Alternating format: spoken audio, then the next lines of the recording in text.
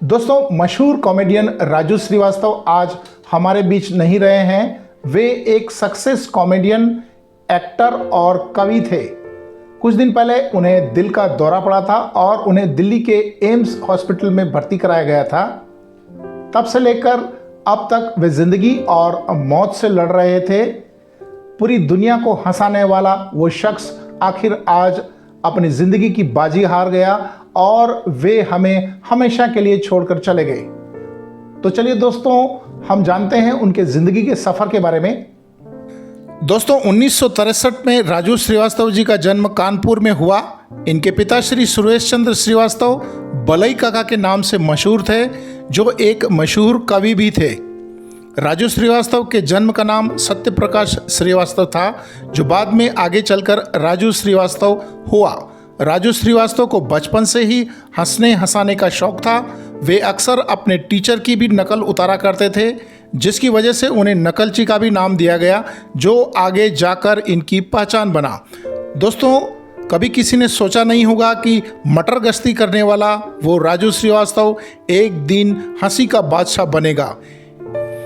एक बार किसी शादी के फंक्शन में इन्होंने लोगों को खूब हंसाया, तो एक सज्जन ने उन्हें 50 रुपये इनाम दिए। तब उन्हें समझ में आया कि इसी को अपना प्रोफेशन बनाना चाहिए और वे निकल पड़े हंसी की दुनिया में। 1988 में राजू श्रीवास्तव ने दूरदर्शन के माध्यम से अपनी शुरुआत की थी। इसके बाद उन्होंने अपना रुख मुंबई की ओर किया। अपने शुरुआती दौर में उन्होंने मुंबई की गलियों में ऑटो रिक्शा चलाया। उस समय वे अपनी सवारियों को हंसाया करते थे, जिसके एवज में उन्हें अच्छा किराया मिलता था। एक दिन उनके ऑटो में एक मशहूर हस्ती बैठी और उनको एक बड़ा ब्रेक मिला। Way the great Indian laughter show तक पहुंचे। इसके बाद वे ऑर्केस्ट्रा से जुड़े और स्टेज शो करने लगे। वहां वे अक्सर अमिताभ की नकल किया करते थे, जिसकी वजह से उन्हें जूनियर अमिताभ बच्चन के नाम से भी जाना जाने लगा। लोग उन्हें गजोधर के नाम से भी जानते थे और वे कॉमेडी के बादशाह के रूप में जाने लगे। इसके बाद उन्हें बिग बॉस के रियलिटी शो में शामिल होने का मौका मिला। उन्होंने अपनी पत्नी के साथ डांसिंग शो नच बलिए नच में भी हिस्सा लिया था। इसके बाद वे comedy night Kapil Sharma show के साथ भी जुड़े। उन्होंने कई फिल्मों में भी काम किया है।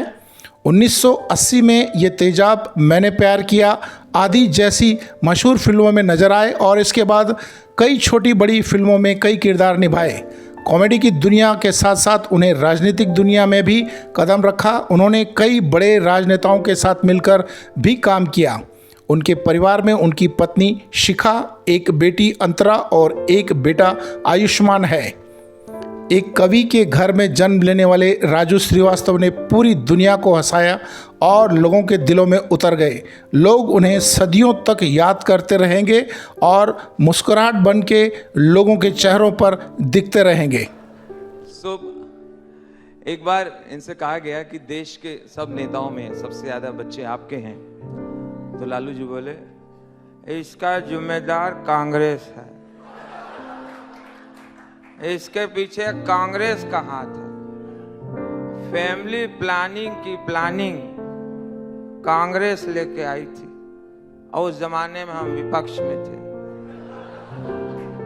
तो उनकी हर योजना का विरोध करना हमारा धर्म था।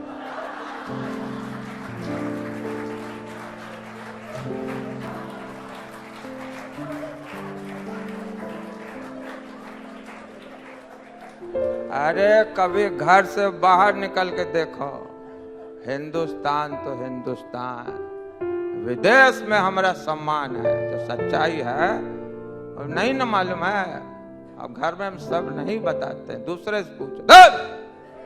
दत है तो हमको खाली घर की मुर्गी समझती है। बाहर निकल के देखो, आई एम किंग मेकर। पीछे से पकड़, यहाँ बैठे हो तुम, अब तुमका अमिताभ बच्चन खाना दे हैं